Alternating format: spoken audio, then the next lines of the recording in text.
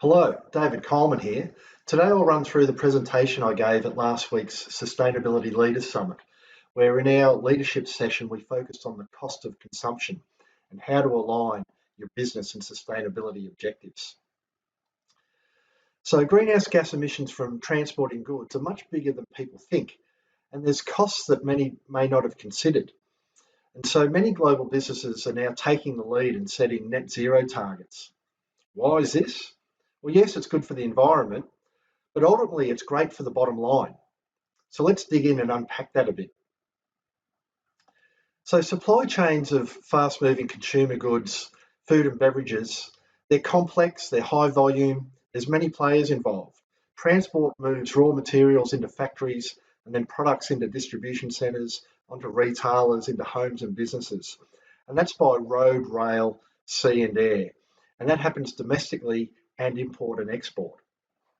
And now these different transport modes have different environmental impacts, not only in terms of greenhouse gas emissions, but also things like toxic air pollution, noise, congestion. These are the negative externalities of freight transport. And so when manufacturers and retailers of these goods, well, they pay the freight bills, but they don't pay for the negative externalities. It's people and society who bear these costs. And when retailers and manufacturers start reducing their greenhouse gas emissions, logically they start where they have the most control, and that's in their own facilities. So these are their scope 1 and scope 2 emissions. And these will make up maybe 5 or 10% of the total greenhouse gas emissions in their supply chain. And as we'll see, scope 3 transport is a very big part of this supply chain footprint. So what's happening globally? Well, disclosures are improving, and that's because investors are demanding transparency on the environmental impacts of the companies they invest in. So companies are now setting their own emission reduction targets, and more of these are going for net zero aims, and more are also including scope 3 in their ambitions. So what I've done for this session is to review the disclosures by the biggest players in these sectors and see how much their upstream and downstream transport emissions are compared to their scope 1 and 2 combined. And it's been enlightening. The scale of transport is huge in this context, and it has consequences. So when these companies, when one is their scope 1 and 2 emissions combined, you can see the ratio of scope 3 starts at about 50%, but very quickly through these companies moves up to 1, 1.5, 2 times their scope 1 and 2 combined, and can be even higher. So the consequences are huge. Say you're an Australian supermarket with net zero ambitions, you've got some scope 3 ambitions as well. Now, your scope 1 and 2 emissions might start at, say, 2 million tonnes, whether your scope 3 transport will be 2 million tonnes as well. It could quite easily be 3 or 4 or even 5 million tonnes. So this changes the economics of your whole net zero strategy. But now, emissions accounting is evolving. So some of these companies count things differently to others, and there's many in these sectors that class transport as being immaterial to their supply chain footprint. Now that may come back to the biggest challenge that all players have in this area, and that's getting reliable data and then using common methods to compare apples with apples in these comparisons.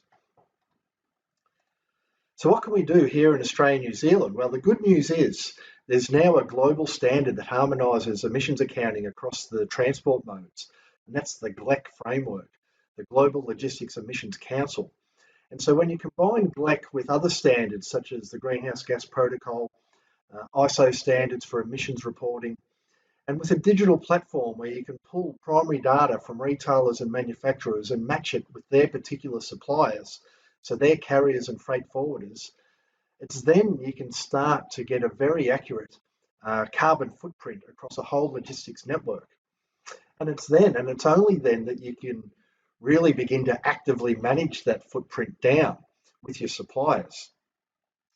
And so digital platform too can have calculations for the societal costs of those externalities. So what's the cost of the toxic air pollution in terms of hospitalisation, the illnesses, the cost to society of the lost productivity?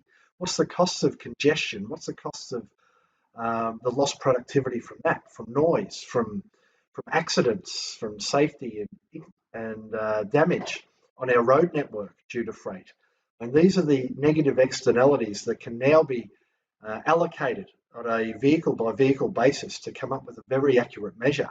And so this is how you can now harmonise the costs and environmental impact balances across your network, because they go hand in hand. So, we can run scenarios now on different logistical activities where you might want to see some improvement and look at how that looks.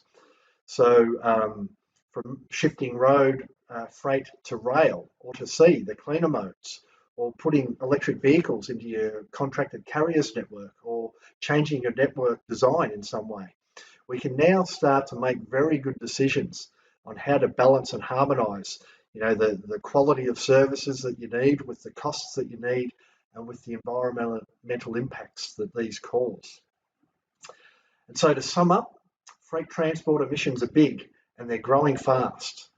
But now in Australia and New Zealand, we have the tool available to us to help us control and to manage and to balance these decisions in terms of quality, cost, and environmental impact, so that you can balance your business and sustainability objectives. And that's the TK Blue system. So please get in touch with me to talk about how TK Blue can help you really actively manage your logistics network for competitive advantage. My details are here. David Coleman, david.coleman@tkblueagency.com. Visit our website, tkblueagency.com, or call me +61 455 777 551. Talk to you soon. Thank you.